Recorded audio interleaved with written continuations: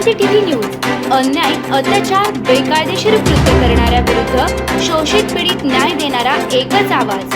Shivkranti TV Dinbandhu news संपादक सत्यशोधक शंकरराव लिंगे 73 87 37 78 0। Start केलं का मला सांग? केलं। जय ज्योती जय क्रांती। मी सत्यशोधक शंकरराव लिंगे, राष्ट्रीय अध्यक्ष अखिल भारतीय माळी महासंघ, राष्ट्रीय सत्यशोधक ओबीसी फेडरेशन राष्ट्रीय अध्यक्ष। आज आपल्या पुढे लाईव्ह येण्याचं कारण आहे 11 एप्रिल 2026 रोजी महात्मा ज्योतिराव फुले यांची 199वी जयंती आहे आणि या जयंतीच्या सर्व फुले प्रेमींना माझ्या हार्दिक शुभेच्छा। महात्मा ज्योतिराव फुले यांची 199वी जयंती ही भारतामध्ये सर्वत्र मोठ्या उत्साहात साजरी करण्यात येत आहे। 199व्या जयंती दिवशीच महात्मा ज्योतिराव फुले यांचा 200वा जन्मदिन, द्विशताब्दी जन्मोत्सव वर्ष, हे वर्ष भारतामध्ये महात्मा फुले गौरव वर्ष म्हणून साजरे करण्यात येत आहे। आपल्याला माहित असेल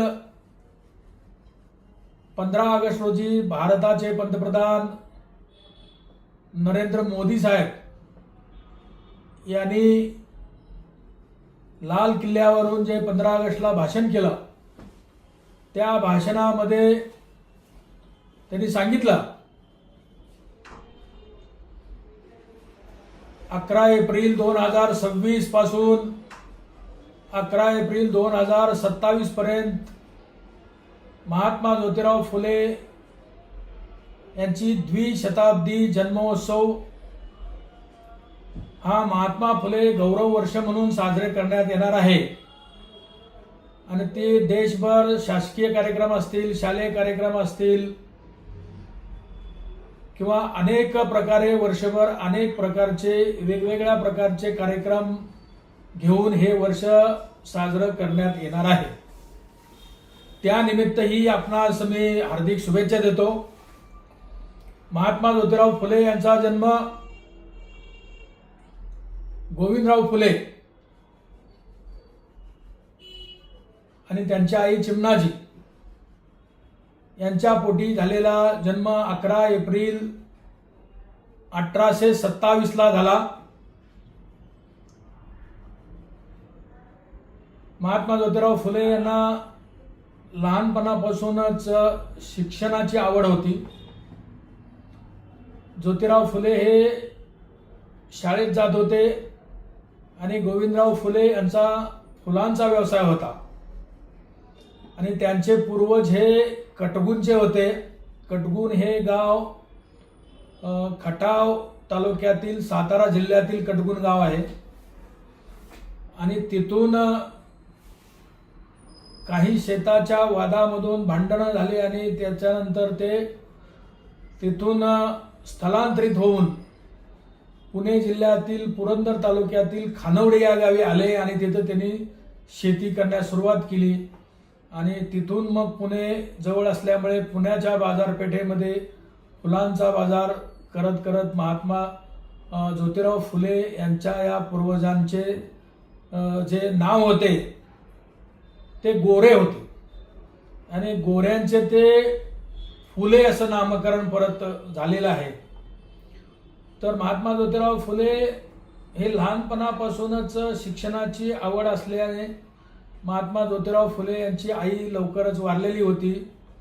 तर त्यांच्या आत्या ज्या होत्या सगुणाबाई क्षीरसागर यांच्या प्रेरणेने महात्मा ज्योतिराव फुले हे शाळेत जाऊ लागले, शाळा चांगल्या प्रकारे शिकू लागले आणि त्यांचे वडील गोविंदराव फुले हे फुलांचे व्यापारी असल्यामुळे त्यांच्याकडे हे हिशोब लेखणीसाठी वगैरे पंतोजी म्हणून कामाला होते. आणि या पंतोजीने गोविंदराव फुले यांच्या डोक्यात एक प्रश्न घातला की हा मुलगा शिकल्यानंतर आपल्या शेतीवाडी बघणार नाही, तर याला इथंच शिक्षण त्यांचं बंद करा, नाहीतर हा शेतीवाडी बघणार नाही आणि पुढं काम आपलं चालू राहणार नाही. तर त्यासाठी त्यांनी शाळा बंद करायला लावली. आणि शाळा बंद केल्यानंतर वयाच्या 13व्या वर्षी त्यांचा विवाह सावित्रीबाई फुले यांच्याबरोबर झाला. त्यावेळेला सावित्रीबाई फुले यांचं 9 वर्ष हे वय होतं. आणि सावित्रीबाई फुले ह्या नायगावच्या खंडोजी नेवसे पाटील यांच्या कन्या यांच्याशी झाला. आणि नंतर मग सगुणाबाई क्षीरसागर आणि एक ख्रिश्चन मिशनरी मिस फरार या ख्रिश्चन मिशनरीमधील एक शिक्षक मिचल स्टार्ट आणि शेजारीच राहत असलेले मुन्सी बेग यांनी गोविंदराव फुले यांना गळ घातली आणि सांगितलं की हा ज्योतिराव हा अतिशय हुशार आहे आणि त्याला शिक्षणासाठी परत तुम्ही पाठवा. तर परत महात्मा ज्योतिराव फुले यांनी परत या मशनरी स्कूलमध्ये त्यावेळेला इंग्लिशमधून त्यावेळेला त्यांनी शिक्षण घेतलेलं आहे. आणि सावित्रीबाई फुले सुद्धा लग्नानंतर ह्या सगुणाबाई क्षीरसागर यांच्या जोडीने त्या सगुणाबाई यांच्या आधिपत्याखाली त्या धूळपाटीवर अक्षरं गिरवू लागल्या आणि त्यांनाही शिक्षणाची गोडी लागली. लग्नानंतर पुन्हा त्यांनी शिक्षणाची इच्छा व्यक्त केली.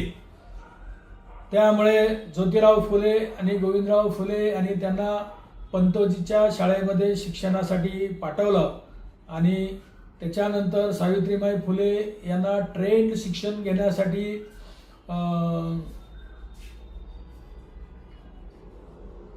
अहमदनगर त्यावेळचं आत्ताचं अहिल्यानगर या ठिकाणी ट्रेंड शिक्षिका म्हणून मिस फरार कॉलेज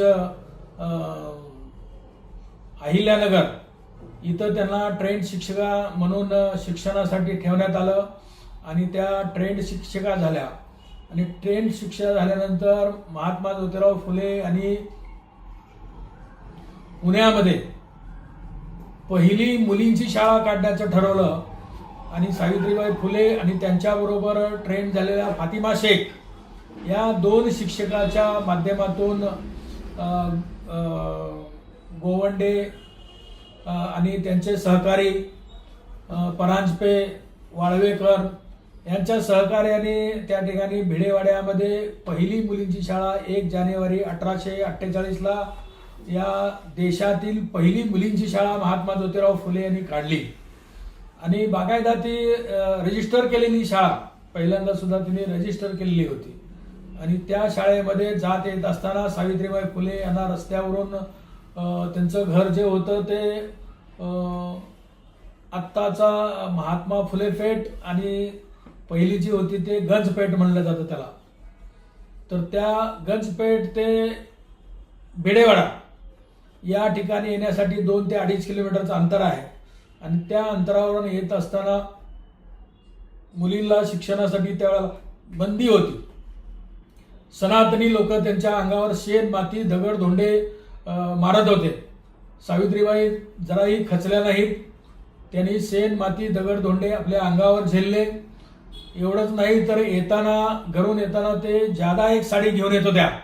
आणि त्या शाळेत आल्यानंतर ज्यांनी दगड माती शेण चिखल त्यांच्या अंगावर फेकले आणि साडी ज्या वेळेला घाण झाली त्यावेळेला ते साडी बदलत होत्या. आणि मग शिक्षणाचं काम ह्या सावित्रीबाई फुले करत होत्या. महात्मा ज्योतिराव फुले आणि त्यांच्या सहकार्याने बघता बघता 1848 ते 1852 पर्यंत जवळजवळ पुणे आणि पुण्याच्या पंचक्रोशीतील 18 शाळा काढल्या. त्याच्यामध्ये त्या वेगवेगळ्या प्रकारच्या शाळा होत्या. मुलींच्या शाळा होत्या, प्रौढांच्या शाळा होत्या, अस्पृश्यांच्या शाळा होत्या आणि नंतर त्यांनी रात्रीच्या शाळाही काढल्या. तर अशा प्रकारे शिक्षणाची दारं हे महात्मा ज्योतिराव फुले यांनी पहिल्यांदा मुलींसाठी केली आणि अस्पृश्यांसाठी केली, मागासवर्गीयासाठी केली, बहुजनांसाठी केली. आणि हे शिक्षणाचं कार्य हे महान कार्य महात्मा ज्योतिराव फुले, सावित्रीबाई फुले आणि फातिमा शेख यांच्या माध्यमातून पुण्यामध्ये यांचा झंझावात चालू होता. महात्मा ज्योतिराव फुले यांनी हे शिक्षणाचं कार्य एका बाजूला सर्व सहकार्याच्यावर सोपवून परत त्यांनी समाजकार्य करण्यासाठी आणि समाजातील चाली, रीती, रूढी, परंपरा याच्यामध्ये आपलं जे आयुष्यातील उत्पन्न खर्च होतं आणि त्यांना कसं लुबाडलं जातं यावर त्यांनी अभ्यास केला आणि त्या अभ्यासावरच पुन्हा त्यांनी पुण्यातील काही अभ्यास त्यांनी केलेला होता. आणि त्या अभ्यासामध्ये असं त्यांच्या लक्षात आलं की ठराविक एक समाजच आपल्याला उच्च समजतो आणि बाकीच्याला नीच समजलं जातं, त्यांना शिक्षण दिलं जात नाही आणि मुलींना आणि स्त्रियांना तर शिक्षण घेण्याची ही बंदी होती. त्यानंतर विधवा प्रथा होती, केस मुंडन होतं, त्यांचा विधवा झाल्यानंतर पुनर्विवाह होत नव्हता आणि विधवा झाल्यानंतर काही घरातलीच लोक किंवा आजूबाजूचे लोक त्याचा उपभोग घेऊन त्या ठिकाणी अपत्य निर्माण होत होती आणि त्याची समस्या फार मोठी होती. त्यासाठी महात्मा ज्योतिराव फुले यांनी आपल्या फुलेवाड्यामध्ये म्हणजेच गंजपेठेमधील फुलेवाड्यामध्ये त्यांनी पाळणा घर निर्माण केलं, बालहत्या प्रतिबंधक घर निर्माण केलं.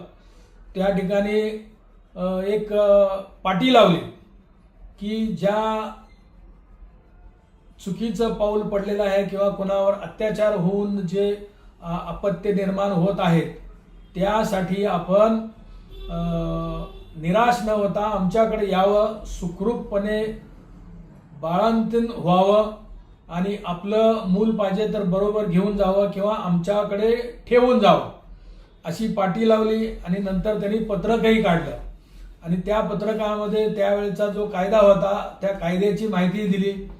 कायदा तो इंग्रज काळाचा जो कायदा होता तो बालहत्या जर केली किंवा भ्रूण हत्या केली तर त्यावेळेला काळ्या पाण्याची शिक्षा होती.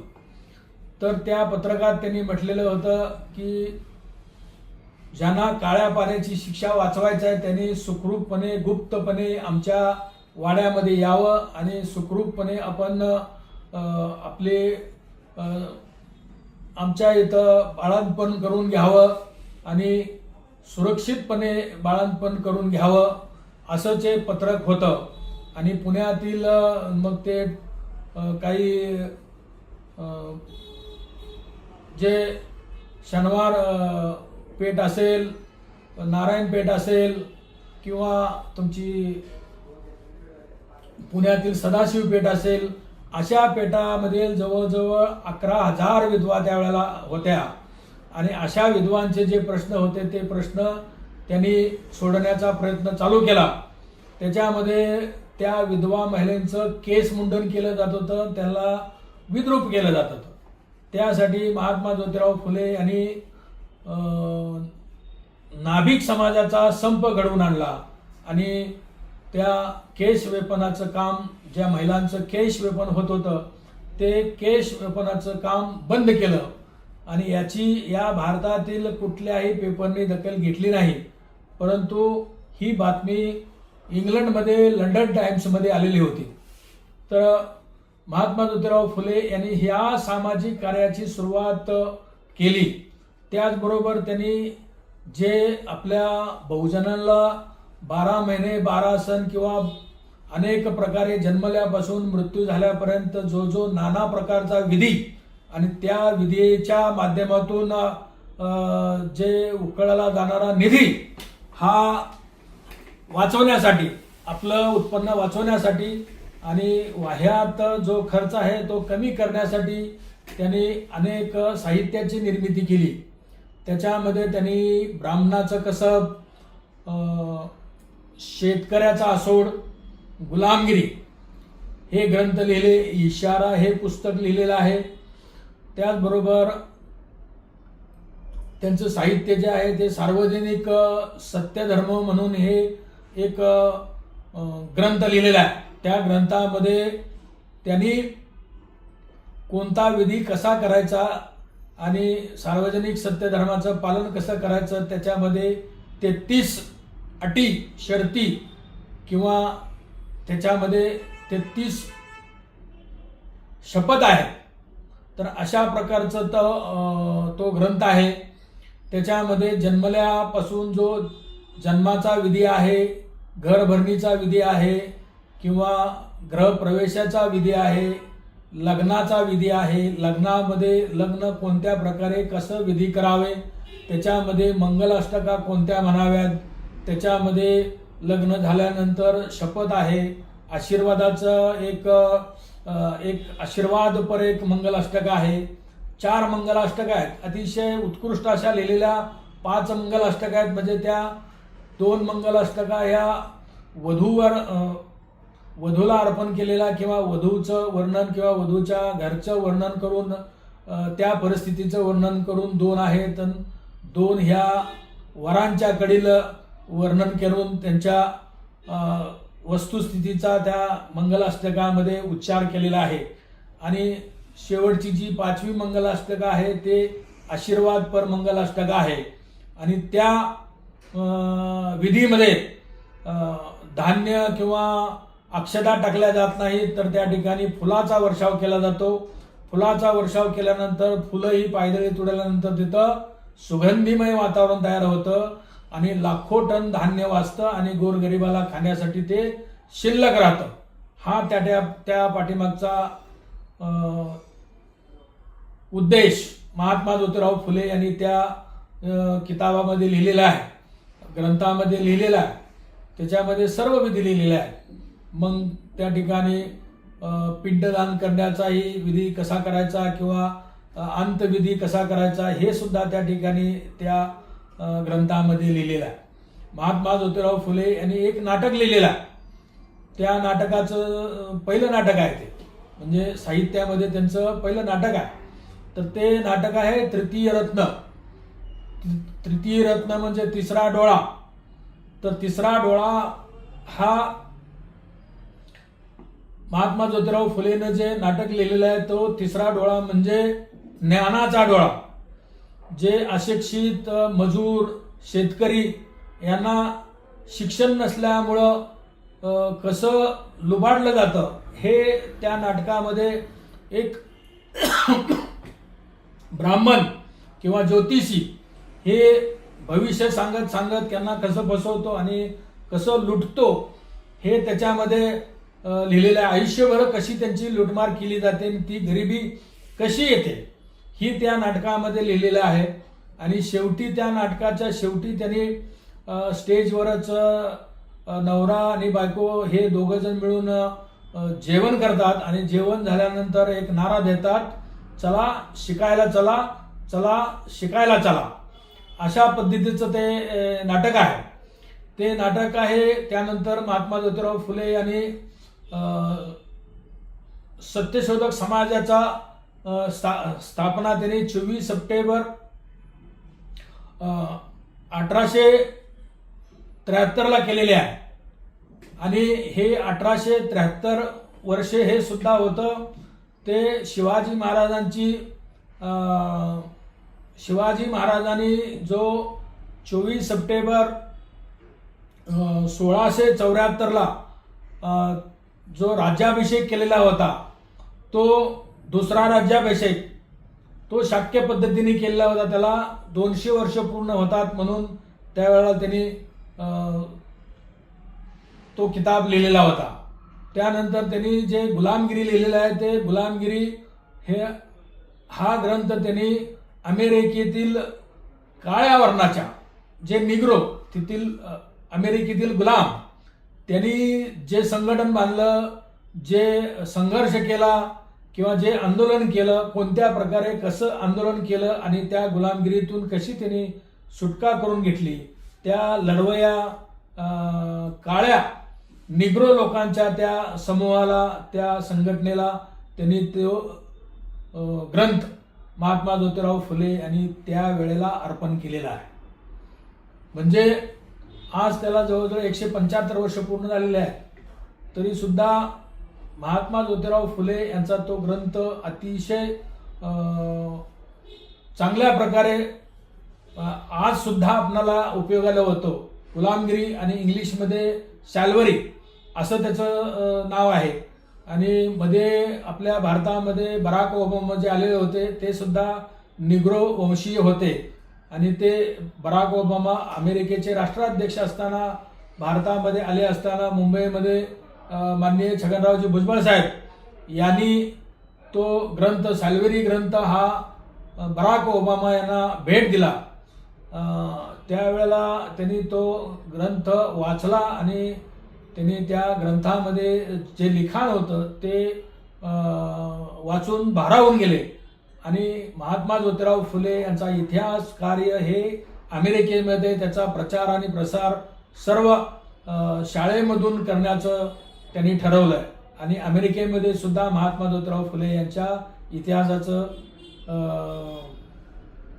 वर्णन किंवा इतिहासाचे धडे, इतिहासाची माहिती किंवा कार्याची माहिती महात्मा ज्योतिराव फुले यांच्या म्हणजे अमेरिकेमध्ये केली जाते, त्यानंतर आपल्या दक्षिण आफ्रिकेमध्ये केली जाते आणि आता जगातच सर्व महात्मा ज्योतिराव फुले यांचं साहित्य हे प्रसिद्ध झालेलं आहे. तर या निमित्त महात्मा ज्योतिराव फुले यांचं कार्य फार मोठं आहे. त्यामुळं महात्मा ज्योतिराव फुले यांनी एक पहिला पोवाडा लिहिला होता. तो पोवाडा होता कुलवाडी भूषण नाव. कुलवाडी भूषण पोवाडा हे छत्रपती शिवाजी महाराजांचा पोवाडा, पहिला पोवाडा. त्याची पार्श्वभूमी असे आहे की 1869ला एका इंग्लिश परदेशी माणूस आपल्या भारतामध्ये आलेला होता आणि शिवाजी महाराजांची त्यांना समाधी शोधायची होती, पण ती समाधी सापडली नाही असं इंडियन टाइम्समध्ये बातमी आलेली होती. आणि ती बातमी वाचून महात्मा ज्योतिराव फुले आणि त्यांच्या सहकार्याने मिळून रायगडावर जाऊन 3 दिवस शोधून महात्मा ज्योतिराव फुले यांची समाधी शोधली, स्वच्छ केली आणि त्या ठिकाणी समाधीला फुलं वाहून पहिली जयंती ती 19 फेब्रुवारी 1869 पासून महात्मा ज्योतिराव फुले यांनी या भारतामध्ये पहिल्यांदा सुरुवात केली आहे. कुणी काही जरी म्हणत असेल तरी ते चुकीचं आहे, कारण महात्मा ज्योतिराव फुले यांनीच पहिली जयंती साजरी केलेली आहे. 1869 पासून ही जयंती भारतामध्ये शिवजयंती साजरी केली जात आहे. ती महात्मा ज्योतिराव फुले यांच्या प्रेरणेने. महात्मा ज्योतिराव फुले यांनी शिवाजी महाराजांना जो रयतेचा राजा आणि त्याचे जे कायदे कानून होते किंवा त्यांचे जे मावळे होते, कोणताही जातीभेद न करता शिवाजी महाराजांनी कसे राज्य उभे केले, कसे चालवले, आदर्श राजा म्हणून महात्मा ज्योतिराव फुले यांनी त्यांना गुरु मानलेला आहे. तर हा जो पोवाडा आहे महात्मा ज्योतिराव फुले यांनी लिहिलेला शिवाजी महाराजांचा पहिला पोवाडा कुलवाडी भूषण, तो 908 ओळीचा पोवाडा आहे. म्हणजे रात्रभर जरी तो पोवाडा म्हणला तरी संपत नाही, एवढा मोठा पोवाडा महात्मा ज्योतिराव फुले यांनी लिहिलेला आहे. महात्मा ज्योतिराव फुले यांचं साहित्य, त्याच्याबरोबर त्यांनी काव्यलिखाणही केलेलं आहे. ते काव्यलिखाण आहे ते अखंड आहे. विद्येविना मती गेली, मतीविना नीती गेली, नीतीविना वित्त गेले, वित्तविना शूद्र खचले, इतके अनर्थ एका अविद्येने केले. अशा प्रकारचे जवळजवळ 300च्या वर अखंड आहेत आणि 300च्या वर अखंड, त्या एका अखंडामध्ये एक विषय आहे. ज्या प्रकारे तुकाराम महाराजांनी जवळजवळ 4885च्या आसपास अभंग लिहिलेले आहेत आणि त्याच्यामध्ये 400 32 असे विषय आहेत. तर त्या सगळ्या विषयाला स्पर्श महात्मा ज्योतिराव फुले यांनी केलेला आहे आणि या 300 अखंडाच्या मधून ते सगळे विषय समाजापुढे अभंगाच्या रूपात नाही परंतु अखंडाच्या रूपात त्यांनी पुढे आणलेले आहेत. त्या अखंडाचं लिखाणही त्यांनी अखंडादी लिखाण म्हणून लिखाण केलेलं आहे. महात्मा ज्योतिराव फुले यांनी आपलं एक दीनबंधू नावाचं पत्रकही चालू केलेलं आहे. सत्यशोधक समाजाची स्थापना केलेली आहे 24 सप्टेंबर 1873 आणि त्याच्यामध्ये समाजाच्या काही अडी अडचणी या बहुजनाच्या आहेत. समाज पाठीमागे का आहे किंवा सुधारण्यासाठी, शेती सुधारण्यासाठी, शिक्षणासाठी काय केलं पाहिजे याच्यावर लिखाण करण्यासाठी त्यांनी ह्या दीनबंधू वृत्तपत्राचा वापर केलेला आहे. आणि महात्मा ज्योतिराव फुले हे नुसतं शिक्षणाचं काम केलं नाही तर त्यांनी शेतीवर सुद्धा काम केलेलं आहे. शेतकऱ्याचा आसूड लिहिलेला आहे. शेतकऱ्याला कसं फसवलं जातं, 12 महिने 12 महिन्यामध्ये वेगवेगळ्या प्रकारे कसं त्यांना नाडवलं जातं, नागवलं जातं किंवा त्यांना कसं फसवलं जातं किंवा त्यांना कसं लुटलं जातं यावर शेतकऱ्याचा आसूड हे हा ग्रंथ महात्मा ज्योतिराव फुले यांनी लिहिलेला आहे. आणि त्यावरच उपाय म्हणून महात्मा ज्योतिराव फुले यांनी शेती संशोधन केलेलं आहे. खतावर संशोधन केलेलं आहे, पाण्यावर संशोधन केलेलं आहे, बियाणावर संशोधन केलेलं आहे. त्यांच्या संशोधनामधून अनेक कलर म्हणजे आपल्या इथं जो आपण कापूस पाहिलेला असेल तो पांढरा कापूस आहे. तर त्यांनी जे संशोधन केलेलं आहे तो पांढरा कापूस आहे, लाल कापूस आहे, निळा कापूस आहे, हिरवा कापूस आहे. आणि त्याच धर्तीवर आता जे आपले गुलाबाचं फुल असतं ते गुलाबी कलरचंही आहे, हिरव्या कलरचं आहे, पांढऱ्या कलरचं आहे, पिवळ्या कलरचं आहे. अशा अनेक कलरमध्ये ज्याचं कलरमध्ये रूपांतर केलेलं आहे. किंवा केळी आता हिरवी केळी आहेत, पिवळी केळी आहेत, लाल केळी आहेत. अशा प्रकारचे वेगवेगळे कोबी सुद्धा आपला पांढरा कोबी आहे, हिरवा कोबी आहे, अशा प्रकारचे लाल कोबी आहे. अशा प्रकारचे वेगवेगळ्या कोबी आहेत किंवा रताळे, पांढरे रताळे आहेत, लाल रताळे आहेत. अशा वेगवेगळ्या फळांना वेगवेगळा कलर देण्याचं काम सुद्धा, संशोधनाचं काम सुद्धा महात्मा ज्योतिराव फुले यांनी केलेलं आहे. पाण्यावर संशोधन केलेलं आहे. आणि पाणी अडवा पाणी जिरवा ही जी संकल्पना आहे जी महात्मा ज्योतिराव फुले यांनी आपल्या याच्यामध्ये राबवलेली आहे. आणि शेती कशी करावी, सुधारित शेती कशी करावी हे सुद्धा त्यांनी सांगितलेलं आहे. त्याचबरोबर महात्मा ज्योतिराव फुले हे एक उद्योगपती होते. त्यांची पुन्हा कमर्शियल कॉन्ट्रॅक्ट कंपनी होती. कॉन्ट्रॅक्ट कंपनी एवढी होती की त्यांचा एक वेळचा जो टर्नओव्हर होता तो जवळजवळ त्यावेळेला 12 लाख रुपये होता. आणि 12 लाख रुपयाचा टर्नओव्हर त्यावेळेचे टाटा जे उद्योगपती होते त्यांचा टर्नओव्हर 20,000 वर्षाला होता. म्हणजे महात्मा ज्योतिराव फुले हे टाटापेक्षा 60 पट मोठे होते. इतका श्रीमंत हा होता. त्यांचे जे काय उद्योग होते तर उद्योग जर सांगितले तर तुम्ही कमाल करचाल. त्यांचं मुद्रणालय होतं, त्यांचा छापखाना होता, त्यांचं प्रकाशन होतं, त्यांची पुन्हा कमर्शियल कॉन्ट्रॅक्ट कंपनी होती. त्या कंपनीच्या माध्यमातून त्यांनी जी कामं केलेली आहेत ते पुण्यामधील आता पुण्याला जे पाणी पुरवठा केला जातं ते खडकवासला धरण हे महात्मा ज्योतिराव फुले यांच्या कॉन्ट्रॅक्ट कंपनीच्या माध्यमातून झालेलं आहे. त्याला खडी, वाळू, चुना पुरवण्याचं काम केलेलं आहे. कात्रजचा बोगदा त्यांच्या या कंपनीच्या माध्यमातून झालेला आहे. त्याचबरोबर सोलापूरची लक्ष्मी विष्णू मिल सुद्धा त्यांच्या माध्यमातून झालेले आहे. अजून मुंबईमध्ये जे CST स्टेशन आहे म्हणजे छत्रपती शिवाजी महाराज टर्मिनल जे आहे ती जी इमारत आहे जे महात्मा ज्योतिराव फुले यांच्या कॉन्ट्रॅक्ट कंपनीच्या पार्टनरने बांधलेले आहे. त्याचबरोबर ते समोर मुंबईच्या छत्रपती शिवाजी महाराज टर्मिनलच्या समोर असलेली महाराष्ट्र टाइम्सची बिल्डिंग असेल, त्यानंतर त्याच्या पाठीमागं पोस्टाची बिल्डिंग आहे किंवा महानगरपालिकेची बिल्डिंग आहे. अशा अनेक बिल्डिंगा या महात्मा ज्योतिराव फुले यांच्या पुन्हा कमर्शियल कॉन्ट्रॅक्ट कंपनीच्या माध्यमातून बांधलेल्या आहेत. त्याबरोबर राजा सयाजीराव गायकवाड यांचा जो लक्ष्मी महल आहे बरोड्याचे राजे तो महल सुद्धा महात्मा ज्योतिराव फुले यांच्या पुन्हा कमर्शियल कॉन्ट्रॅक्ट कंपनीच्या माध्यमातून राबवलेला आहे. अनेक रेल्वे स्टेशन, रुळाचे काम, खडी पुरवण्याचं काम, चुना पुरवण्याचं काम, कॉन्ट्रॅक्टचं काम महात्मा ज्योतिराव फुले यांच्या या पुन्हा कमर्शियल कॉन्ट्रॅक्ट कंपनीच्या माध्यमातून झालेला आहे. महात्मा ज्योतिराव फुले यांनी त्यांच्याकडे एक एजन्सी होती.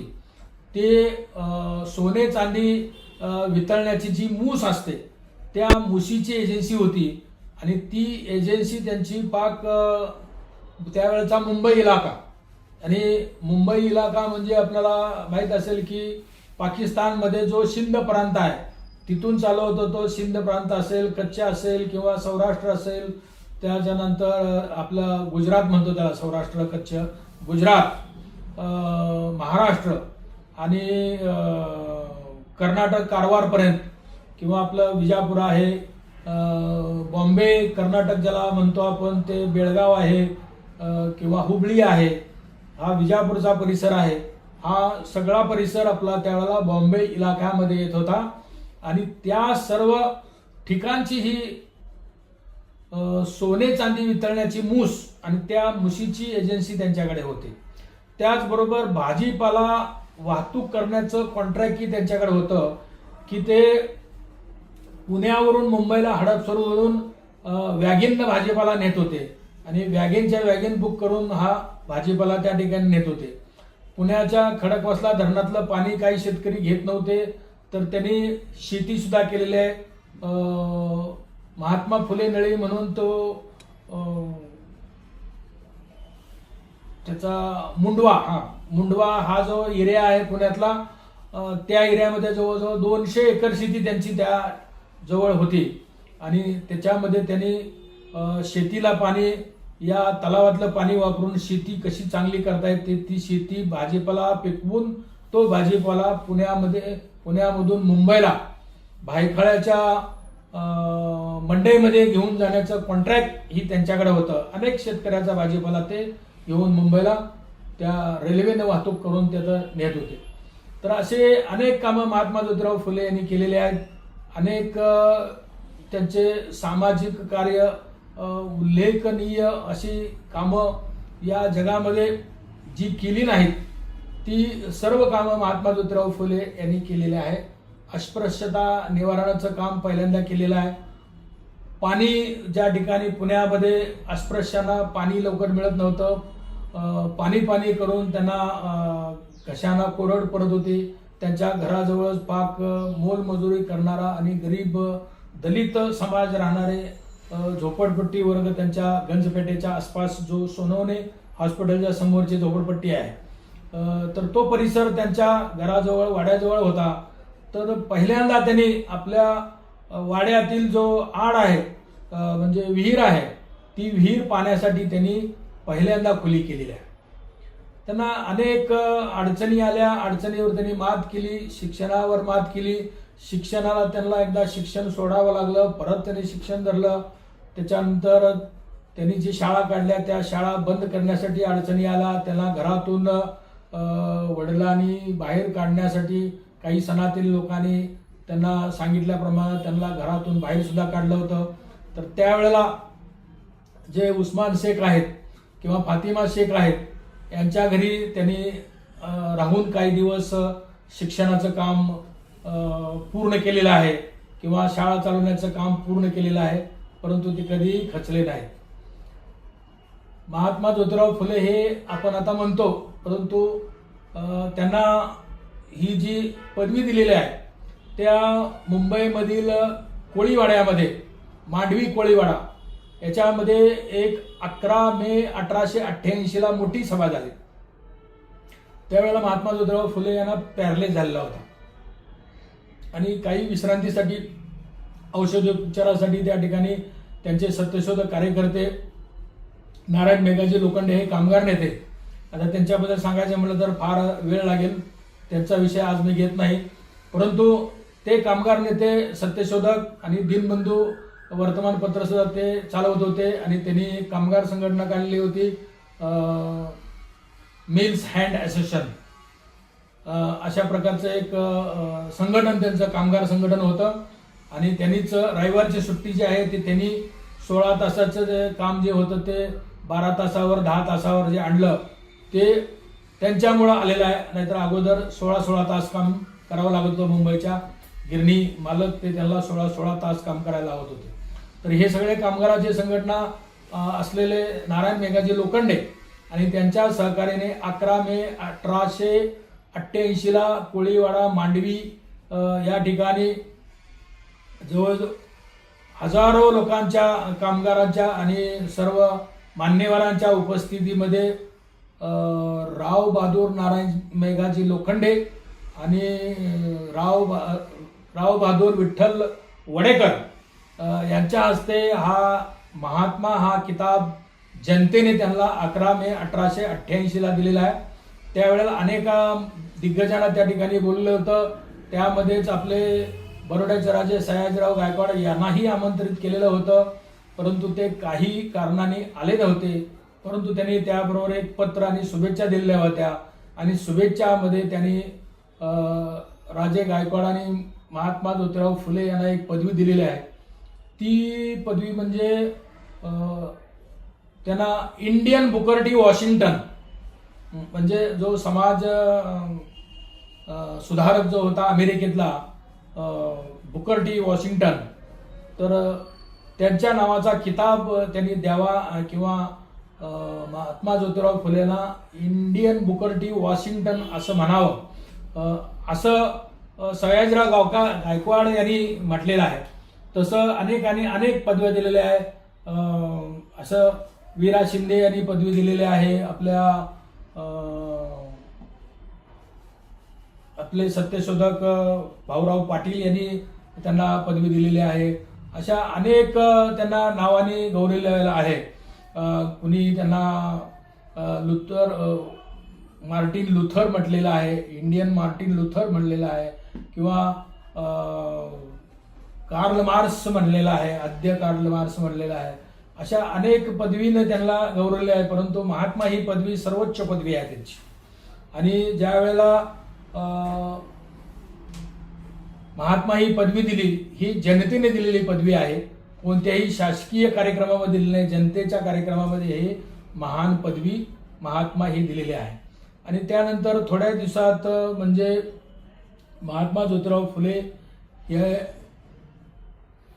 पॅरालिस जो झालेला होता, त्या पॅरालिसमध्ये त्यांचं शेवटी जे निधन झालं ते 28 नोव्हेंबर 1890 ला झालं.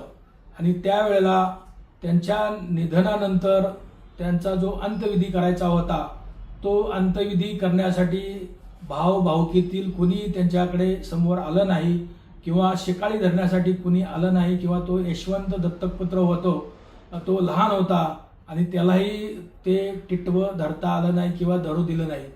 त्यावेळेला इतिहासातील महत्त्वाची घटना घडली की एका महिलेने, सावित्रीबाई फुले यांनी ही ती टिटवं किंवा मूक अग्नी घरातून घेऊन गेले आणि स्मशानामध्ये त्यांचा अग्नी दहन करण्याचं काम, अग्नी देण्याचं काम सावित्रीबाई फुले यांनी केलेलं आहे. इतिहासातील सर्वात मोठी ही घटना आहे. तर महात्मा ज्योतिराव फुले यांचा 28 नोव्हेंबर 1890 ला अशा प्रकारे मृत्यू झालेला आहे आणि पॅरालिसमध्ये झालेला आहे.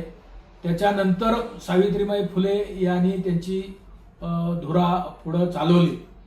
आता मला सावित्रीबाई फुले यांच्याबद्दलही सांगायचं आहे, परंतु मी आता पुढल्या वेळेला सांगेन, कारण हा व्हिडिओ फार मोठा होत आहे. आणि महात्मा ज्योतिराव फुले यांचं हे द्विशताब्दी वर्ष आहे. या निमित्त मला शासनाला काही सांगायचं आहे की महात्मा फुले यांच्या फुलेवाडा जो फारच छोटा आणि अतिशय लहान असं पटांगण त्या ठिकाणी शिल्लक आहे किंवा त्यांची जयंतीच्या पुण्यतिथीच्या वेळेला काही सभा मेळावे घ्यायचे म्हटलं किंवा कोणते सांस्कृतिक कार्यक्रम घ्यायचे म्हटलं तर त्या ठिकाणी जागा उरत नाही किंवा पार्किंगला येण्या जाण्यासाठी अतिशय अरुंद रस्ते अशा आहेत. तर तिथूनच जवळ टिंबर मार्केटमध्ये एक आपल्या आमदार दीप्तीताई चौधरी ज्या वेळेला महापौर होत्या त्यावेळेला त्यांनी तिथं एक सावित्रीबाई फुले स्मारक बांधलेलं आहे. आणि त्या सावित्रीबाई फुले स्मारकाच्या आणि महात्मा फुले स्मारक याच्यामध्ये एक साधारण 200 मीटरच्या आसपासचा परिसर असावा. तर तो परिसर जो आहे तो सगळा अधिग्रहण करावा आणि अधिग्रहण करण्यासाठी शासनाने भरीव निधी सुद्धा राखून ठेवलेला आहे. साधारण 1000 कोटीचा निधी राखून ठेवलेला आहे. परंतु ते अधिग्रहणाचं काम जवळजवळ 5-7 वर्ष झालं रखडलेलं आहे. तर ते अधिग्रहण करावं आणि त्या ठिकाणी फुलेवाडा आणि तिथला पुण्यातला टिंबर मार्केटमधला सावित्रीबाई फुले स्मारक हे दोन्ही स्मारक जोडली जावेत आणि मधला परिसर जो आहे तो रहिवासी वस्ती आहे ती त्या ठिकाणी काढून त्यांना स्थलांतरित करून त्यांना पर्यायी जागा द्यावे, त्यांची व्यवस्था करावी आणि ते लवकरात लवकर काम पूर्ण व्हावं. कारण आता 200वी जयंती आपण देशभर साजरी करत असताना मुख्य स्मारक हे अतिशय लहान दिसत आहे. तर हे आपण काम सुरुवातीला पहिल्यांदा मोठ्या प्रमाणात आत्ताच्या आत्ता लगेच काम करून ते या 200व्या वर्षामध्येच ते काम पूर्ण झालं पाहिजे आणि द्विशताब्दी वर्ष साजरं करत जाईल त्यावेळेला त्या ठिकाणी ही अडचण आली नाही पाहिजे. त्याचबरोबर सावित्रीबाई फुले यांचे स्मारक सध्या चालू आहे की ती भारतातील पहिली मुलींची शाळा भेडेवाडा तोही अधिग्रहण केलेला आहे. त्या ठिकाणी 200 कोटीचं बजेट ठेवून आता काम चालू आहे. ते अतिशीघ्र वेगाने काम करून हे सुद्धा 200व्या वर्षामध्येच पूर्ण होऊन ते सुद्धा त्याचं सुद्धा लोकार्पण झालं पाहिजे. नंतर सावित्रीबाई फुले यांचं जन्मगाव नायगाव येथेही अजून जमीन अधिग्रहणाचं काम पूर्ण झालेलं नाही. त्या ठिकाणी स्मारकाचं विस्तारीकरण करण्यासाठी 143 कोटीचा निधी राखीव ठेवलेला आहे. परंतु अजून त्या ठिकाणी काम चालू झाल्यासारखं काही दिसत नाही. जवळजवळ घोषणा 2 वर्षापूर्वी झालेली आहे. 2 वर्षापासून घोषणा झालेल्या आहेत परंतु काम चालू नाही. तर तेही काम करावं. महात्मा ज्योतिराव फुले सावित्रीबाई फुले ह्या दाम्पत्यांना भारतरत्न पुरस्कार तर द्यावा परंतु आंतरराष्ट्रीय दर्जाचा एखादा ब्रिक्स संघटनेच्या मार्फत किंवा G7 किंवा G20 अशा जागतिक संघटनेच्या मार्फत ही एखादा पुरस्कार द्यावा. महात्मा ज्योतिराव फुले सावित्रीबाई फुले यांची पूर्ण कृती पुतळे आणि स्मारक देशातील सर्व जिल्ह्याच्या ठिकाणी किंवा आणि राजधानीच्या ठिकाणी राज्याची राजधानी देशाच्या राजधानीच्या ठिकाणी महात्मा ज्योतिराव फुले सावित्रीबाई फुले यांचा पूर्ण आकृती पुतळा आणि स्मारक हे दोन्हीही लवकरात लवकर या वर्षामध्ये पूर्ण व्हावेत आणि त्यासाठी जो निधी आणि पुढाकार घ्यायचा आहे तो केंद्र सरकार, राज्य सरकार आणि त्याच्या तत्सम खाली जिल्हा परिषद, महानगरपालिका यांनी घ्यावा. शाळेतून सर्व शाळेतून महात्मा ज्योतिराव फुले यांच्या कार्याचा गौरव किंवा गौरव वर्ष म्हणून आपण ज्यावेळेला साजरा करतो तर त्या ठिकाणी सर्व प्रकारचे कार्यक्रम झाले पाहिजेत. त्यामध्ये महिला आरोग्य शिबिर झालं पाहिजे, शेतकऱ्यासाठी शिबिर झालं पाहिजे किंवा आपल्या आरोग्य शिबिर झालं पाहिजे, शेती शिबिर झालं पाहिजे. असे अनेक प्रबोधनाचे कार्यक्रम झाले पाहिजेत आणि त्यासाठी शासनाने कार्यक्रम दिला पाहिजे, बजेट दिलं पाहिजे. केलेलं बजेट ते व्यवस्थितपणे वितरित करून ते मार्गी लावलं पाहिजे. महात्मा ज्योतिराव फुले आणि सावित्रीबाई फुले यांचं जे साहित्य आहे ते पुनर्मुद्रित केलं पाहिजे आणि ते भारतातील सर्व भाषा आणि काही जागतिक भाषा इंग्लिश भाषांमध्ये ते झालं पाहिजे. तर अशापैकी आपल्या ज्या मागण्या आहेत त्या मागण्या सरकारने मान्य कराव्यात. त्याचबरोबर याच 20 वर्षामध्ये या देशामध्ये एका दाम्पत्याच्या नावावर 2 विद्यापीठं म्हणजे सावित्रीबाई फुले पुणे विद्यापीठ आहे आणि राहुरी कृषी विद्यापीठ, महात्मा फुले राहुरी कृषी विद्यापीठ आहे. तर दाम्पत्याच्या नावावर, पती पत्नीच्या नावावर एक विद्यापीठ आहे. तर त्यामधील पुणे विद्यापीठाचा नाव विस्तार झाला परंतु अजून त्या ठिकाणचा जो नाम विस्तार आहे सावित्रीबाई फुले पुणे विद्यापीठ परंतु त्याचा जो लोगो आहे शनिवारवाडा, आणि शनिवारवाडा हे विषमतेचे प्रतीक आहे, तर ते विषमतेचे प्रतीक शनिवारवाडा त्या ठिकाणी तो बोध चिन्ह म्हणून वापरला जातो, तो काढून टाकावा आणि सावित्रीबाई फुले पुणे विद्यापीठाचा लोगो किंवा बोध चिन्ह जे आहे तो फुलेवाडा म्हणून वापरावा. ही असे अनेक प्रकारची मागणी आहे. किंवा देश पातळीवर जे दिल्लीमध्ये फुले शाहू आंबेडकरांच्या नावानं जे आंतरराष्ट्रीय वाचनालय झालेलं आहे, त्या वाचनालयाचं सुद्धा लोकार्पण व्हावं. त्याचबरोबर महात्मा ज्योतिराव फुले, सावित्रीबाई फुले किंवा महात्मा ज्योतिराव फुले यांच्या नावानं एक आंतरराष्ट्रीय दर्जाचं वाचनालय हे मुंबईमध्ये वाचनालय आणि त्यासोबतच महात्मा ज्योतिराव फुले यांचं आंतरराष्ट्रीय स्मारक एक मुंबईमध्ये व्हावं, अशी एक मागणी आपण महात्मा ज्योतिराव फुले यांच्या 199व्या जयंतीनिमित्त करत आहोत.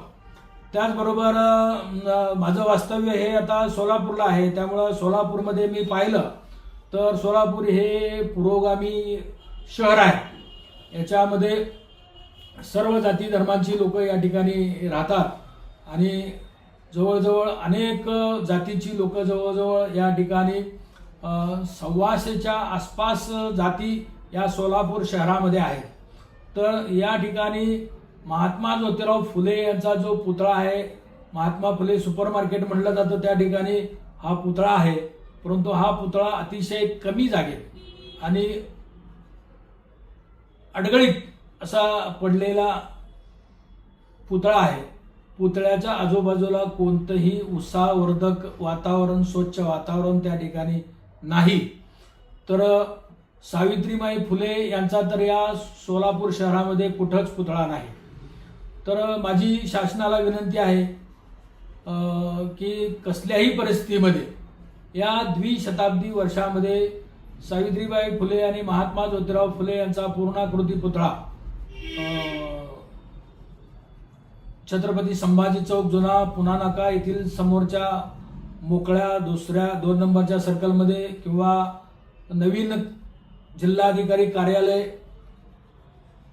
पटांगणामध्ये किंवा त्याच्याच शेजारील रेल्वे पुलाच्या शेजारी विजापूर रोडचा जो रेल्वे पूल आहे त्या पुलाच्या जवळच्या चौकामध्ये महात्मा ज्योतिराव फुले, सावित्रीबाई फुले यांचं स्मारक आणि पूर्णाकृती पुतळे हे कसल्याही परिस्थितीत बसवावेत आणि त्याचं लोकार्पण या वर्षामध्ये व्हावं. अशा ज्या काही मागण्या आहेत त्या आम्ही मागण्या करतो आणि सर्वांना पुन्हा एकदा महात्मा ज्योतिराव फुले यांच्या 199व्या जयंतीनिमित्त मी सत्यशोधक शंकरराव लिंगे, राष्ट्रीय अध्यक्ष अखिल भारतीय माळी महासंघ, राष्ट्रीय अध्यक्ष राष्ट्रीय सत्यशोधक ओबीसी फेडरेशन, संपादक शिवक्रांती टीव्ही, दीनबंधू न्यूज यांच्यातर्फे हार्दिक शुभेच्छा देतो.